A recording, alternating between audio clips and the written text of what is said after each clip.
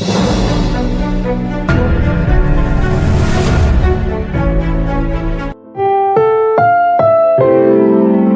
programang ito ay rated SPG. Striktong patnubay at gabay ng magulang ang kailangan. Maaaring may masiselang tema, lengguwahe, karahasan, sexual, horror o droga na hindi angkop sa Welcome back mga ka-episode. At narito ang mga dapat nating abangan dito nga lang sa Abot Kamay na Pangarap, kung saan nagkausap na naman nga ang mag-ama na si Annalyn at itong si Doc Tanyag. At dito nga nang sabi nga nito si Annalyn na namimiss niya na nga ang bonding nga nila sa Apex. Kaya tinanong nga siya nito ni Doc Tanyag kung gusto na nga ba nitong bumalik pa sa Apex. Kaya napapaisip na nga ito nga si Annalyn.